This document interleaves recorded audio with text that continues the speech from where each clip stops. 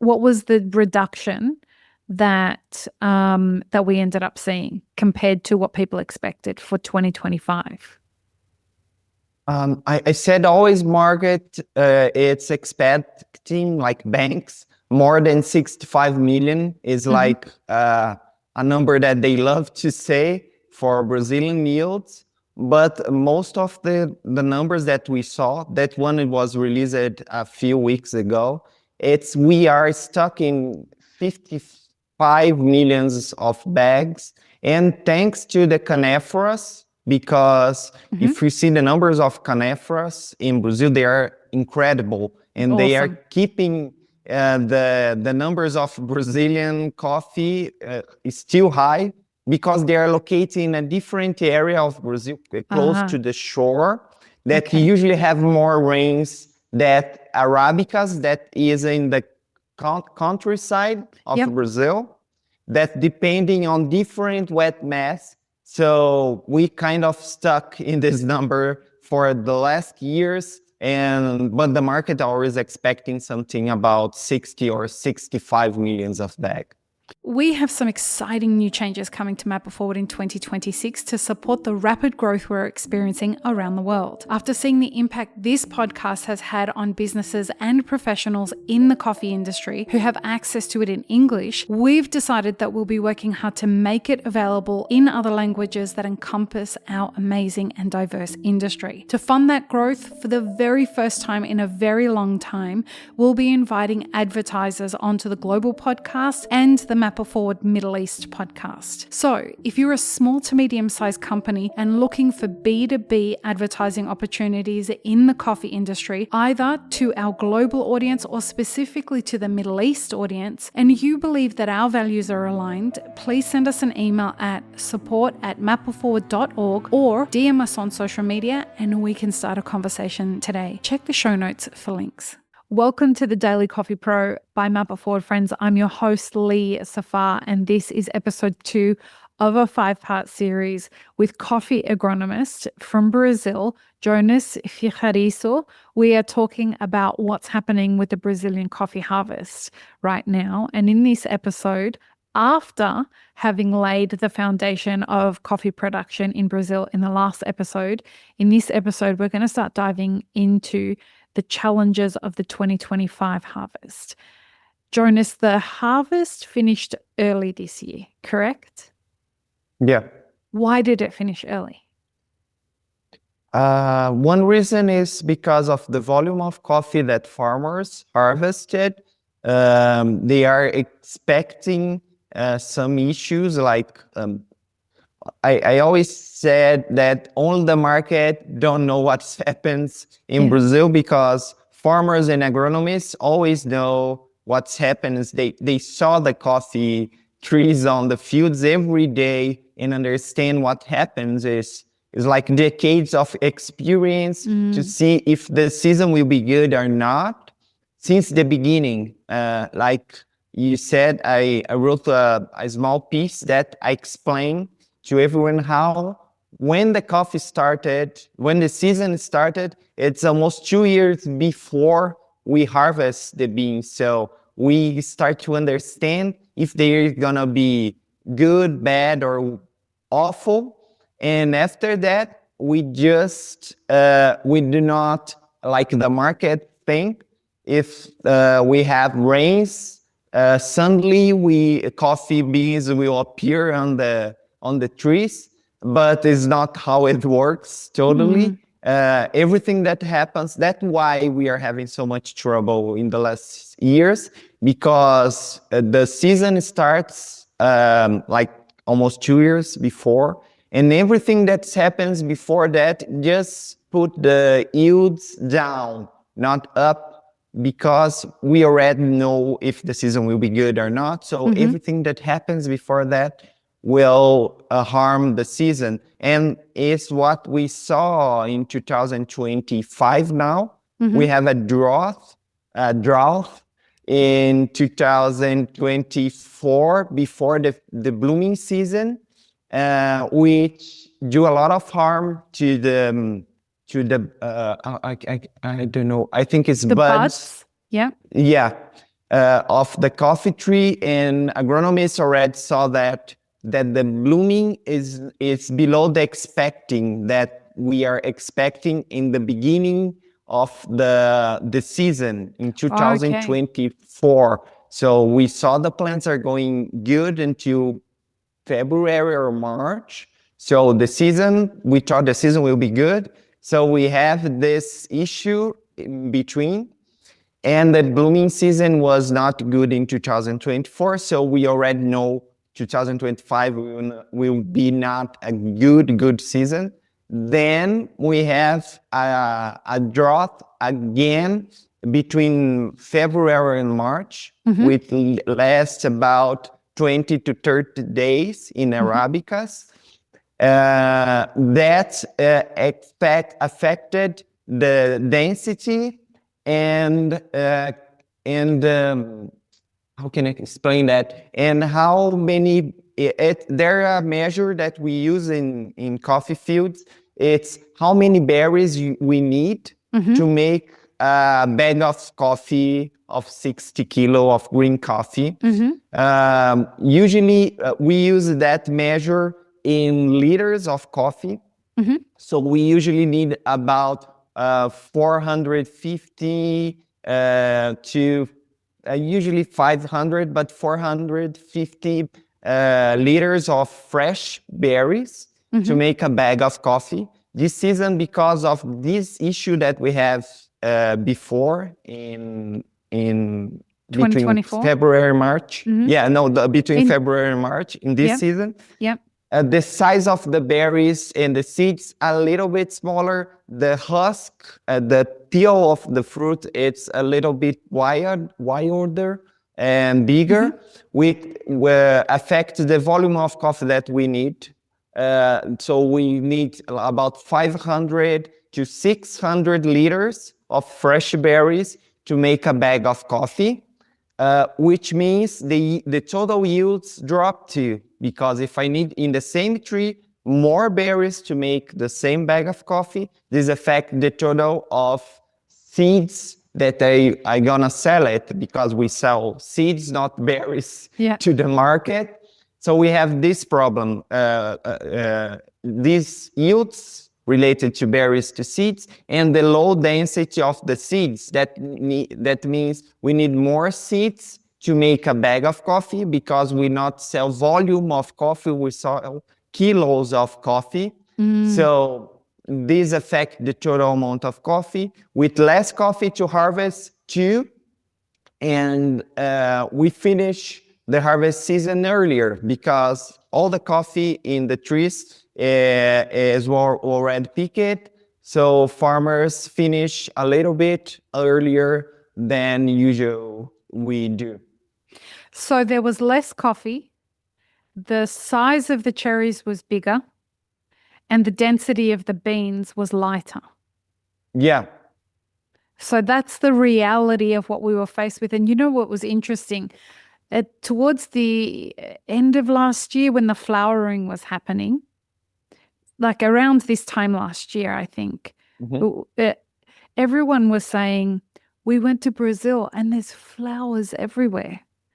There's so many flowers. It's beautiful. The 2025 harvest is going to be amazing. And then there was no rain. And this is when we tie this back to the market. This is where we want everyone to understand that what happens is that a consultant who's writing a report will go to Brazil during the flowering. They will look, they will say, yes, there's flowers everywhere. I'm going to write a report. And then they release that report to tell everyone to buy futures contracts or sell futures contracts or whatever. They put out a report that says, yes, we think there's going to be a huge harvest. And these things can't be predicted until after the harvest has actually been harvested. You never know how much is actually going to come out of it. Correct, Jonas? Yeah, and I like to put a point on that you said about flowering. Please. Which I wrote about it too. The physiology of many plants, when we have certain levels of stress, and coffee is one of them, I don't know if it's the right word. The output is blooming. It's a behavior of the plant to understand, like, I'm gonna die. I need to put all my efforts and put the next generation To reproduce. to reproduce. So that's why we saw it's not in all regions, but regions when the stress is not enough to like totally use all the energy that the plants have, but they still have a little bit of energy. So we have a beautiful blooming, and is what we saw. And probably this year we're gonna see again that. Really? So yeah, some areas like the stress is not enough to make the gas tank of the plant to zero. So they have still some energy, so they put all that on the blooming. And it's because we had a good volume of rain in between January to March, just like this problem that we have for 20 days, but the average was good. That means that the flowers, the buds, it's already settled in the branch, because this happens, the blooming just occur in September or August or October, but the flower setting happens between January to March, but we can't see because it's inside the coffee branch.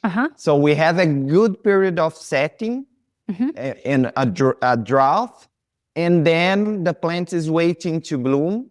So if we have some rain, we will see a good blooming like in 2024.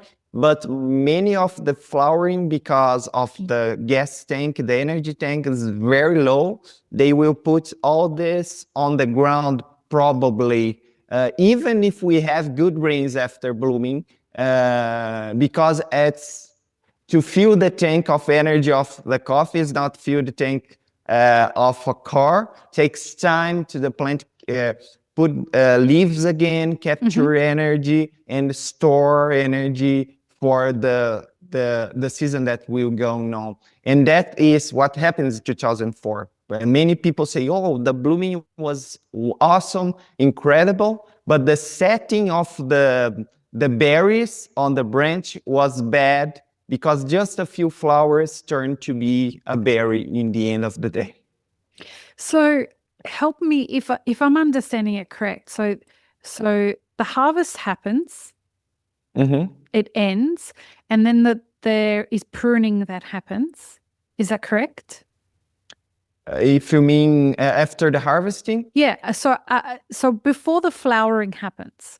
So the flowering is like the beginning of we know what's going to happen with the next harvest, right?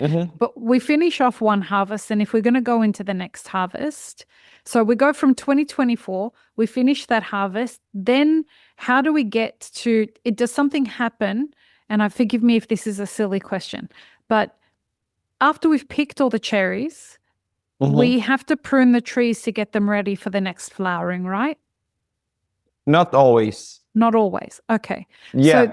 So, but once a flower has happened on a part of a branch, I think you taught me this, that it doesn't flower in the same position again, does it?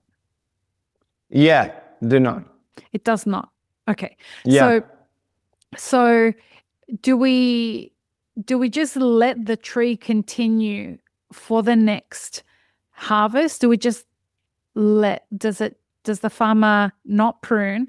They allow the tree to flower, let's say in August or September in 2024, if we're talking about the 2025 harvest, right? So the flowers just happen. And then what causes the flowering? Because from what I understand, there needs to be stress around it in order to tell the plant that it's required to flower now. Is that right? And then it knows to turn it into cherry by the rains coming. Is that right?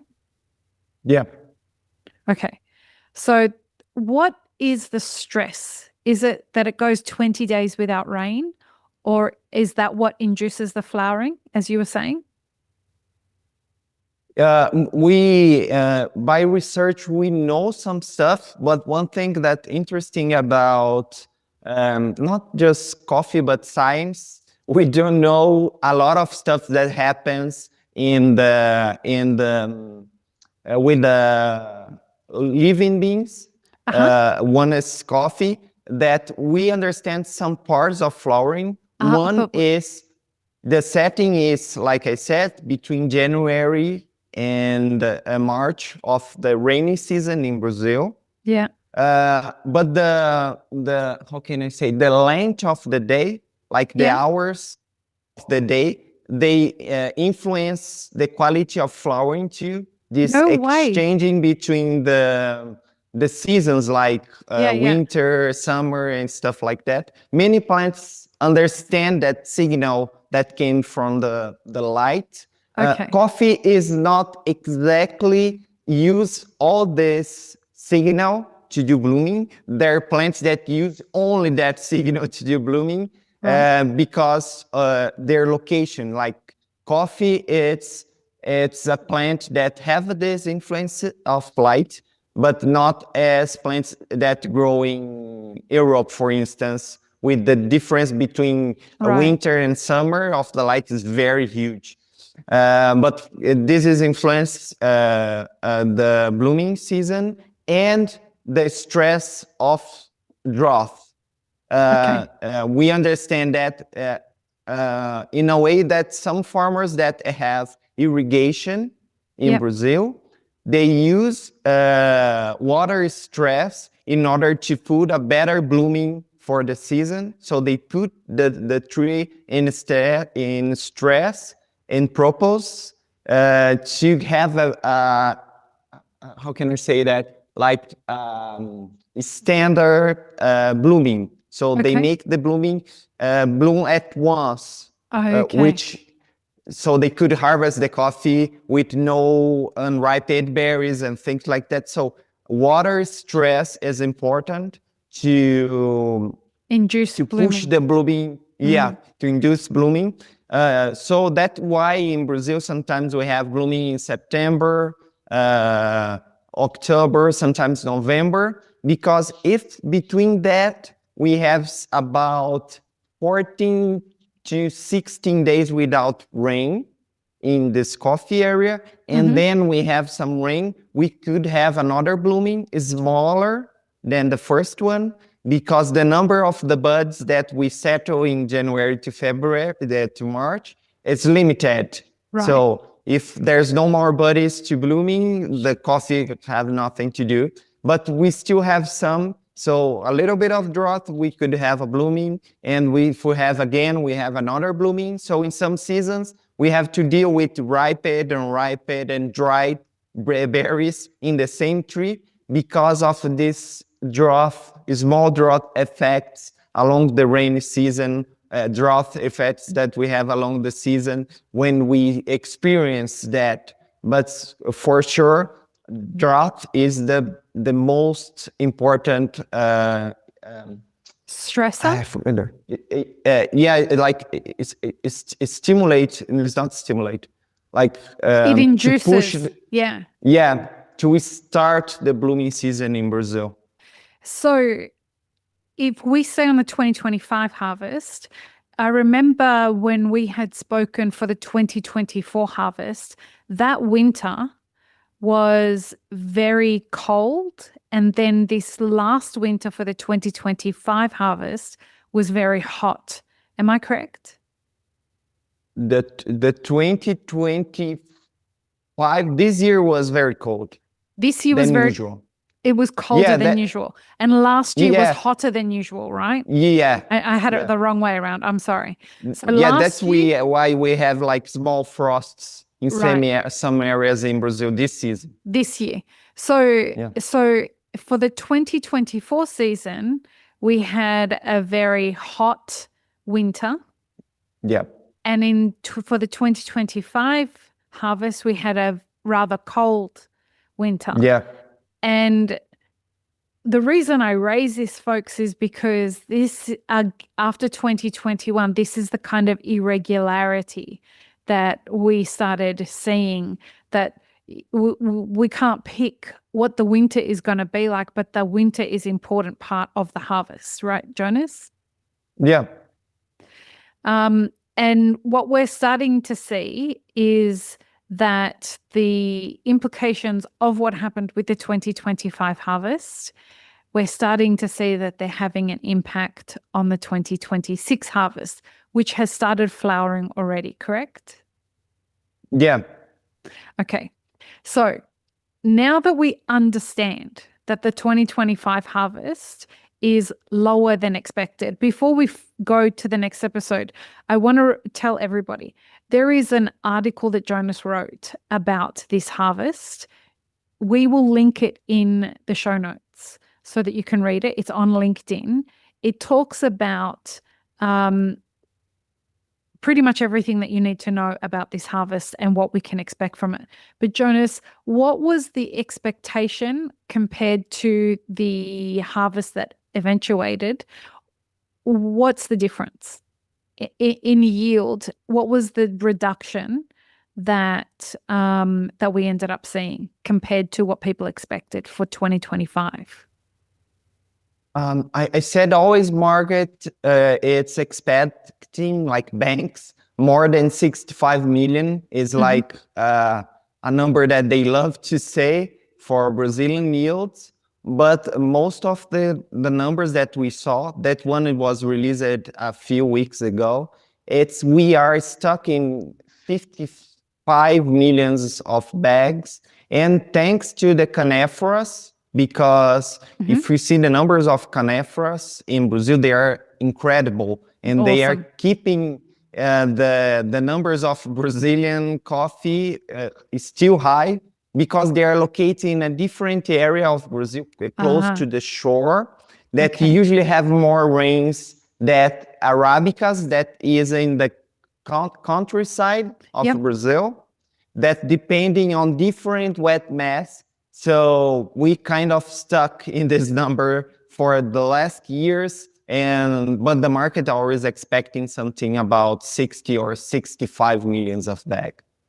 And if I remember your report correctly, there was about a 15% reduction from what people expected Arabica to be for the 2025 harvest compared to what the yield actually was. And folks, in a year like 2025, why that's important is because the prices are high. And when we look at the specialty market,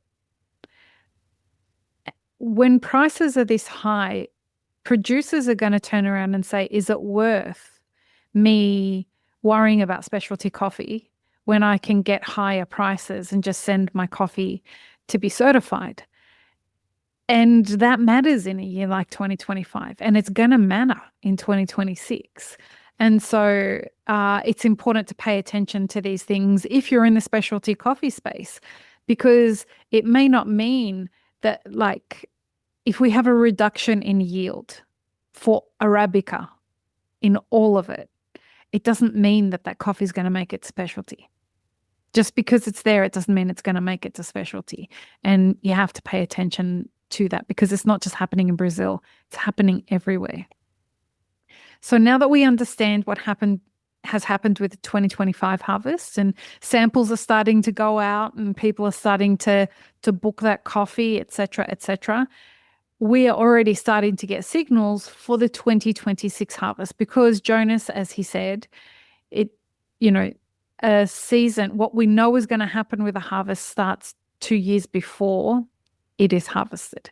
So join us in the next episode where we're going to talk about what is currently happening in Brazil that's going to tell us what's going to be in the 2026 harvest. So join us for that. Peace, love, and peanut butter. Have an amazing rest of your day. This episode is part of a 5-part series produced by Mapper Forward. Check the full playlist and guest details in the show notes, as well as how you can support our work in the coffee industry. Become a premium YouTube subscriber, explore our Patreon and any brands we've partnered with to bring you this podcast. Please don't forget to like, share, and subscribe. It really does help us grow our audience.